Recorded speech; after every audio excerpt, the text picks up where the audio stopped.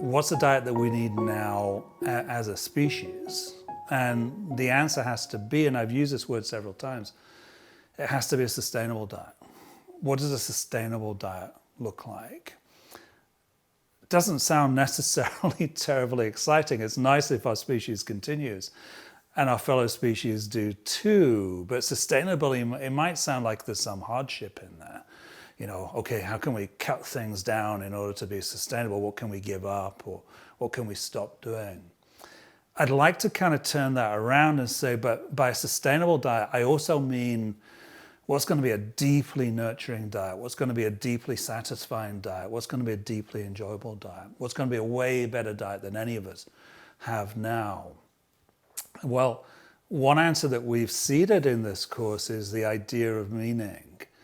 Diet that contains meaning as well as nutrients is a diet that is truly deeply nurturing and nutritious.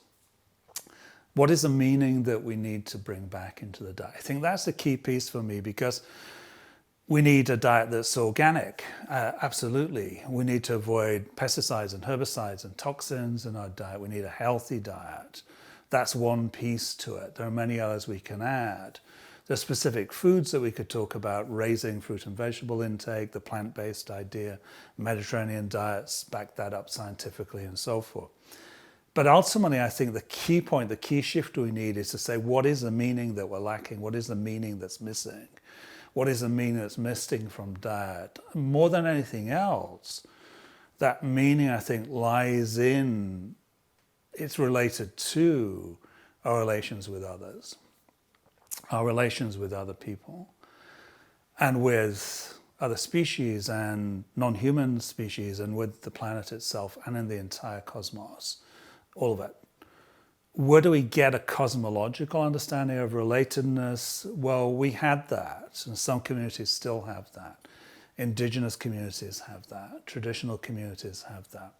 If we are not part of those communities, we don't want to culturally appropriate by taking those pieces from those communities, but we also need to access something along those lines. So one thing that we can do is we can support Indigenous wisdom, traditions.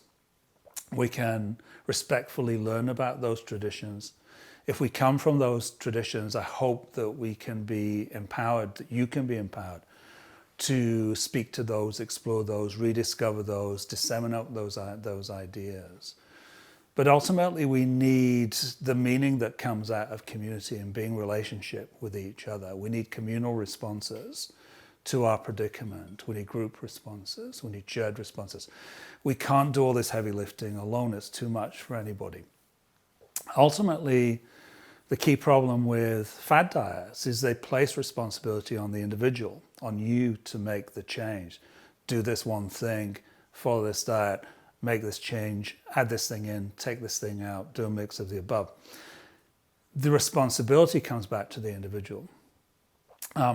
In that way, fad diets fit into and reflect overarching narratives within our culture. They're essentially reductively capitalist in nature, that have to do with profitability and individual responsibility to thrive or not in a very hostile, colonial-based system of toxic forms of capitalism. We need to find new ways, which may be old ways revisited, of reciprocity within our cultures and our lives, including around food, in ideas that are emerging at this stage that embody that. We can't get rid of agriculture. We can't go to the pre-agricultural world. There are too many people living on this planet now. It would be difficult and undesirable for many people to try and live a pre-agricultural life. Although, of course, we should do everything possible to protect indigenous communities that are still living to this day in that way, protect their space and their right and their ability to do this. But for most of us in the world at this point, we have to rehabilitate agriculture. We have to potentially even sacralize this profane innovation in our societies. And there are, of course, many attempts to do that are going on, from permaculture, looking at establishing systems of permanent agriculture where growing communities of plants and animals potentially can reinforce and nurture each other. We can have rich yields of food from smaller areas, but doing it in a way where there are healthy relationships between different plants and between plants and animals. There's also this growing idea of regenerative agriculture, with rather than agriculture stripping the land of nutrients, for example, creating soil erosion and so forth, that regenerative agriculture aims to nurture the land, to put more into the land than is taken out. This is a sacred idea, permaculture, regenerative agriculture. These are things to be encouraged and to be involved in. But we need to make food at the center of our cultures, not having foods coming from very long climate crisis causing food mile supply chains with a lot of impoverished people along the way being paid very little for their contributions.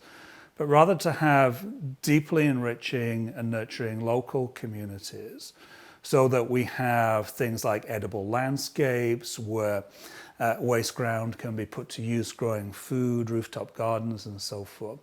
We can have models like the Transition Towns initiative to transition off from dependency on fossil fuels to having communities that are innately sustainable, locally support each other. So we can have farmers markets and local growing initiatives and grow things in our own nearby spaces, available spaces. This local perspective has sometimes been called a locavore, that we eat locally as far as we can and reinforce communities and integral systems within our locales. So we could add locavore to the omnivore, carnivore, herbivore vorbits. I really like that. But we also need to bear in mind that if we develop a local community that is thriving, what about communities in other parts of the world that may not be? There's a mantra that came to prominence in the 1960s from the countercultural revolution or movement at that time, which was attempted, which said that the key is to act locally, use your power there, but think globally, think about the entire world and think how you can support others. My view, and it's just my view, is that we have to use technology to do that. We can be connected over great periods of time and distance. I'm connecting with you in that way right now through this recording from the recent past, reaching you wherever you are at this time. I think we have to sacralize technology. We have to make it work for us, against us. We have to sacralize, meaning to make sacred, agriculture so we can make it work for us and rather against us. And for us, that's the key thing. Now, I don't know how that needs to show up for you. I'm quite a hermity kind of person myself. I also like my alone time. I like to have time just by myself in nature. But I need and I love and enjoy being in relationship with nature and with people themselves. So we all need community. We may need it in different ways to different extents. We all need community. We all need others.